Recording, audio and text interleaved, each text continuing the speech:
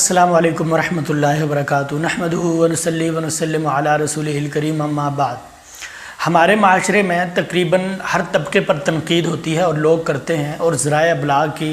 عام ہونے کی وجہ سے، میڈیا تک ہر بندے کی رسائی ہونے کی وجہ سے بہت زیادہ لوگ تنقید کرنے لگے ہیں۔ اسلام ہم سے یہ چاہتا ہے کہ ہم لوگوں کی اصلاح کریں، اگر ان کے اندر کوئی کمی کوتاہی یا کجی ہے تو اس کو دور کرنا چاہیے، یہ ایک اچھی بات ہے، ایک مثبت پہلو ہے۔ لیکن بات خطرناک تب ہوتی ہے اور یہ مذموم تب بنتی ہے کہ جب لوگ تنقید کرتے کرتے اخلاقی اور دینی دائرہ کار سے باہر نکل آتے ہیں، اللہ تعالیٰ کی قائم کی ہوئی مقرر کی ہوئی حدود کو وہ پھلانگنے لگتے ہیں۔ اس میں ایک خطرناک اور سنگین غلطی یہ ہے کہ لوگ بلا وجہ بے بنیاد اہل علم اور علماء اکرام پر تنقید کرتے ہیں اور منفی تنقید کرتے ہیں، حالانکہ علماء وہ لوگ ہیں جن کی سچائی اور حقانیت کی، جن کی خوف اور خشیت کی اللہ تعالیٰ نے گواہی دی ہے۔ اللہ تعالیٰ نے قرآن مجید میں فرمایا اعوذ باللہ من الشیطان الرجیم انما یخشی اللہ من عبادہ العلماء، کہ اللہ کے بندوں میں سے اللہ سے ڈرنے والے لوگ علماء اکرام ہیں۔ اللہ تعالیٰ کی شہادت یقیناً یہ اہل علم کے لیے کافی ہے۔ یقیناً اہل علم علماء اکرام کے بڑے فضائل ہیں، ہم ان سب کو یہاں پر زیر بحث نہیں لاتے، لیکن ہم ایک پہلو پر غور کرتے ہیں کہ جس نہج پر عوام چل رہی ہے، تمام طبقوں کو جس طرح عوام آڑے ہاتھوں لیتی ہے، ان کے اوپر مثبت اور منفی تنقید کرتی ہے، اخلاقی دائرے سے باہر نکل کر تان تشنی، گالم گلوچ اور انتہائی گھٹیا قسم کے جملے کسنا، بہتان باز، الزام تراشی، یہ سب چیزیں جیسے عام طبقات پہ کی جاتی ہیں اسی طرح علماء اکرام پر کی جاتی ہیں۔ آپ اختلاف کر سکتے ہیں، میں بھی اختلاف کرتا ہوں، آپ سب بھی کرتے ہیں، ہم میں سے ہر ایک کو یہ حق حاصل ہے کہ ہم اختلاف کریں، اور کسی سے بھی اختلاف کر سکتے ہیں دلیل کی بنیاد پر۔ اب سنیے، نبی اکرم صلی اللہ علیہ وسلم ارشاد فرماتے ہیں صحیح بخاری کتاب الرقاق میں، ابو ہریرہ رضی اللہ تعالیٰ عنہ سے حدیث ہے، حدیث قدسی ہے، فرماتے ہیں کہ اللہ تعالیٰ نے ارشاد فرمایا من عاد لی ولیا فقد آذنتہ بالحرب، کہ اللہ تعالیٰ فرماتا ہے جس نے میرے کسی ولی سے چھیڑ خانی کی، اس کو تنگ کیا، اذیت دکھ تکلیف دی، فرمایا اس نے میرے ساتھ اعلان جنگ کیا۔ اللہ تعالیٰ فرماتے ہیں کہ ولی کے ساتھ، یعنی میرے دوست کے ساتھ دشمنی، اس کے ساتھ بدتمیزی اور اس کے اوپر تان تشنی، یہ اس کے اوپر تان تشنی نہیں ہے، گویا یہ میرے ساتھ اعلان جنگ ہے۔ حال یہ ہے ہمارے اس معاشرے کا کہ لوگ جب تنقید کرنے پہ آتے ہیں تو علماء پر اتنی بے تکی تنقید کرتے ہیں، بے دلیل اور بے بنیاد تنقید کرتے ہیں کہ اصلاً ان کی حالت یہ ہوتی ہے کہ انہیں شاید وضو کرنے کا مسنون طریقہ بھی علم نہ ہو، شاید غسل جنابت کا انہیں مسنون طریقہ بھی معلوم نہ ہو، اور شاید بسم اللہ الرحمن الرحیم کا لفظی ترجمہ بھی وہ نہ کر سکیں، اور تنقید کرنے پہ آئیں تو وہ عالم اسلام کی مشہور شخصیت پہ تنقید کریں، اور وہ اپنے علاقے کے، اپنے ملک کے سب سے بڑے عالم یا سب سے بڑے مفتی سے وہ اختلاف رائے کریں، اور بغیر دلیل اور ثبوت کے۔ تو یہ معاشرے کا انتہائی ایک قبیح پہلو ہے، ایک انتہائی مذموم شے ہے جو ہمارے معاشرے میں عام ہو گئی ہے۔ رسول کریم صلی اللہ علیہ وسلم نے علم اور اہل علم کی فضیلت بیان کرتے ہوئے ارشاد فرمایا، سنن ترمذی میں حدیث ہے، فرماتے ہیں من سلک طریقا یلتمس بہ علما سہل اللہ بہ طریق الجنہ، جو بندہ علم حاصل کرنے کے لیے راستہ طے کرتا ہے اللہ تعالیٰ اس کے لیے جنت کا راستہ آسان کر دیتے ہیں۔ اور اسی حدیث کے آگے الفاظ ہیں، نبی اکرم صلی اللہ علیہ وسلم نے ارشاد فرمایا وَإِنَّ الْعَالِمَ لَيَسْتَغْفِرُ لَهُ مَنْ فِي السَّمَاوَاتِ وَمَنْ فِي الْأَرْضِ وَالْحِيتَانُ فِي جَوْفِ الْمَاءِ، کہ اس کائنات میں جو کچھ بھی ہے، اس آسمان کی چھت کے نیچے، اس زمین کی پشت پر، ہر ایک چیز عالم کے لیے استغفار اور توبہ کرتی ہے، عالم کے لیے بخشش اور رحمت کی دعا کرتی ہے، اس کے لیے اللہ تعالیٰ سے رحمت کا سوال کرتی ہے،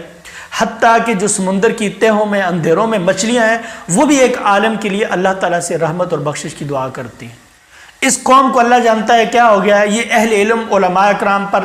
تان اور تشنیع کرتی ہے، گالم گلوچ کرتی ہے، جملے کستی ہے، اور انتہائی گھٹیا اور بازاری زبان ان کے لیے استعمال کرتی ہے۔ اللہ معاف کرے، اس قوم نے اہل علم اور علماء اکرام پر لطیفے بنانے شروع کر دیے ہیں، یہاں تک کہ یہ لوگوں میں مشہور ہے کہ اگر مولوی بخشے گئے تو ہم تو ویسے ہی جنت میں چلے جائیں گے۔ یہ وہ لوگ ہیں جن کے بارے میں نبی اکرم صلی اللہ علیہ وسلم کی مبارک زبان سے یہ الفاظ نکلیں۔ آپ صلی اللہ علیہ وسلم نے ارشاد فرمایا کہ جب بندہ دین کا علم حاصل کرنے کے لیے جاتا ہے تو جو اللہ تعالیٰ کی نوری فرشتے ہیں وہ اپنے پروں کو ان کے قدموں کے نیچے بچھا دیتے ہیں۔ تو ایسے لوگ اتنی فضل اور فضیلت والے کہ جن کے بارے میں نبی صلی اللہ علیہ وسلم فرماتے ہیں کہ وہ نوری مخلوق ان کے قدموں کے نیچے اپنے پروں کو بچھا دیتی ہے، یہ قوم اس کو گالیاں نکال رہی ہے، یہ قوم اس پہ لطیفے بنا رہی ہے، یہ قوم اس کا استہزاء اور مذاق کر رہی ہے۔ اللہ تعالیٰ نے قرآن مجید میں سورہ مومنون کے آخر میں ایک نقشہ کھینچا ہے کہ جب اللہ تعالیٰ جہنمیوں کو جہنم میں پھینکے گا تو اس سے پہلے اللہ تعالیٰ ان سے پوچھے گا الم تکن آیاتی تتلی علیکم فکنتم بہا تکذبون، کیا تمہارے پاس میری آیتیں نہیں آئی تھی، تم نے انہیں جھٹلایا نہیں تھا؟ وہ کہیں گے قالوا ربنا غلبت علینا شقوتنا وکننا قوما ضالین، اے اللہ ہماری شقاوت، ہماری بدبختی ہمارے اوپر غالب آ گئی، اے اللہ تو ہمیں معاف کر دے، ہمیں دوبارہ لٹا دے، ہم ایسا کام نہیں کریں گے۔ ربنا اخرجنا منها فإن عدنا فإنا ظالمون، اے اللہ ہمیں اس آگ سے نکال دے، اس جہنم کا انگارہ بننے سے تو ہمیں بچا لے، ہم دوبارہ دنیا میں لوٹ کر یہ کام نہیں کریں گے۔ اللہ تعالیٰ فرمائے گا قال اخسؤوا فيها ولا تكلمون، ذلیل اور رسوا ہو کر اس آگ میں گرے رہو، مجھ سے بات نہ کرو۔ انہ کان فریق من عبادی یقولون ربنا آمنا فاغفر لنا وارحمنا وانت خیر الراحمین، میرے بندوں کا ایک گروہ ایسا تھا جو یہ کہا کرتا تھا اے اللہ ہمیں بخش دے، ہم پر رحم فرما، اے اللہ تو ہم سے درگزر فرما، تو بہترین رحم کرنے والا ہے، تو سب سے زیادہ رحم کرنے والا ہے۔ فاتخذتموہم سخریا حتی انسوکم ذکری، تم نے اس طبقے کا، اس گروہ کا مذاق اڑایا یہاں تک کہ تم نے میرے ذکر کو، قرآن کو، حدیث کو اور نصیحت کی بات کو تم نے بھلا دیا۔ تو یہ وہ قوم ہے جو اللہ تعالیٰ کے پسندیدہ اور محبوب بندوں کے ساتھ مذاق کرتی ہے۔ اس کو مذاق کے لیے اور کوئی بھی نظر نہیں آیا، یہ سارا معاشرہ اس کے لیے ختم ہو گیا۔ مذاق کرنے کے لیے ان کو مولوی کی ذات، عالم کی ذات، اہل علم، علماء کرام، قرآن و حدیث کے وارث، انبیاء کے وارث، یہ لوگ ان کو نظر آئے ہیں۔ نبی اکرم صلی اللہ علیہ وسلم ارشاد فرماتے ہیں العلماء ورثۃ الانبیاء، یہ جو علماء ہیں یہ انبیاء کے وارث ہیں، اور اللہ تعالیٰ کی اس زمین پر جن لوگوں کی اللہ لاج رکھتا ہے وہ انبیاء کرام ہیں۔ انبیاء کے بعد اگر مقام اور مرتبے کے لحاظ سے اللہ تعالیٰ کے ہاں خوف اور خشیت کے لحاظ سے اگر کوئی طبقہ معزز، مکرم اور محترم ہے تو وہ علماء اکرام کا طبقہ ہے۔ تو یہ قوم جو علماء اکرام پر تان تشنی کرتی ہے، اس سے اللہ تعالیٰ سے ڈر جانا چاہیے اور اس کام سے باز آ جانا چاہیے۔ صحیح مسلم میں حدیث ہے، نبی اکرم صلی اللہ علیہ وسلم نے ارشاد فرمایا من دعا الی ہدی کان لہ من الاجر مثل من عمل بہ، جس بندے نے کسی نیکی کی طرف، ہدایت کی طرف کسی کو بلایا، جو نیکی کرنے والا، جو اچھا عمل کرنے والا عمل کرتا ہے اسی کے برابر بلانے والے کو ثواب ملے گا۔ تو یہ علماء اکرام جن کی زبانوں سے، جن کے ہاتھوں سے، جن کے کلام سے، جن کی تحریروں تقریروں سے، جن کے واعظ نصیحت سے لاکھوں لوگ، ہزاروں لوگ وہ راہ راست پر آتے ہیں، صراط مستقیم پر چلتے ہیں، جنت کے راستے پر چلتے ہیں، تو یہ علماء کرام کے لیے صدقہ جاریہ ہیں۔ ساری زندگی جو لوگ ممبر اور محراب میں اللہ اور اس کے رسول کی صدا لگاتے ہیں اور اللہ کے احکام اور فرامین کو آگے پہنچاتے ہیں، اس کی تبلیغ ترویج کا کام کرتے ہیں، مدارس کے اندر درس و تدریس کرتے ہیں، حدیث کی تدوین کرتے ہیں اور اہل علم کی ایک کھیپ تیار کرتے ہیں۔ اس زمانے میں اگر اللہ تعالیٰ کے ولی یہ نہیں ہیں، اس زمانے میں اگر اللہ تعالیٰ کے دین کو سنبھالنے والے یہ لوگ نہیں ہیں تو کون لوگ ہیں پھر؟ تو میرے محترم بھائیوں، یہ اس کائنات میں وہ لوگ ہیں جن کی اللہ تعالیٰ لاج رکھتا ہے۔ صحیح بخاری میں حدیث ہے، نبی اکرم صلی اللہ علیہ وسلم نے ارشاد فرمایا ان اللہ لا ينتزع العلم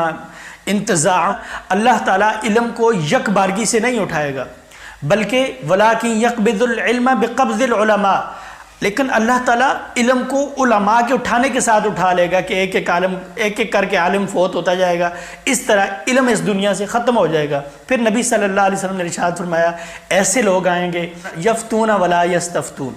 ان سے فتویٰ طلب نہیں کیا جائے گا، وہ فتویٰ دیں گے، یشہدون ولا یستشہدون، ان سے گواہی طلب نہیں کی جائے گی، پھر بھی وہ گواہی دیں گے۔ اسی طرح رسول کریم صلی اللہ علیہ وسلم نے ایسے لوگوں کو خوش بختی کی، خوشحالی کی، سعادت مندی کی دعا دی، فرمایا نظر اللہ امران سمع منی حدیثا ووعا، اللہ تعالیٰ اس شخص کو خوشحال رکھے، اس کو آباد رکھے، سرسبز و شاداب رکھے۔ جس نے میری کسی حدیث کو سنا، اس کو اچھی طرح یاد کیا، ثم بلغہ، پھر کسی دوسرے کو پہنچا دیا۔ تو جو لوگ